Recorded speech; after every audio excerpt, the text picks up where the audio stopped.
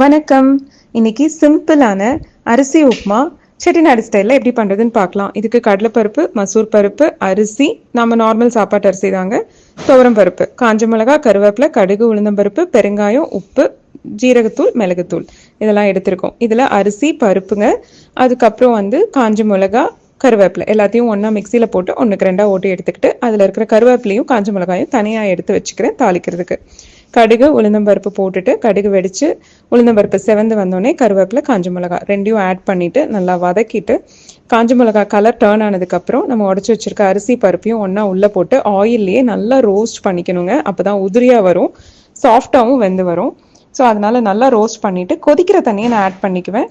அந்த கொதிக்கிற தண்ணி அளவு என்னன்னா 1 கப்புக்கு 2 கப் அளவு தண்ணி. இதை ஆட் பண்ணிட்டு ஓப்பன்லேயே 10 மினிட்ஸ் கொதிக்க விட்டுட்டு அதுக்கப்புறம் விசில் போட்டு 2 விசில் வச்சு எடுக்கலாம். லோ ஃப்ளேமில் வச்சிங்கன்னா 10 மினிட்ஸ் வச்சுட்டு அதுக்கப்புறம் அடுப்பு ஆஃப் பண்ணிட்டு எடுத்து பாருங்க. நல்லா போலன்னு செட்டிநாடு ஸ்டைலில் அரிசி உப்புமா, ஈஸி டின்னர் ரெசிபிங்க, ஹெல்தி ஈட்டிங்.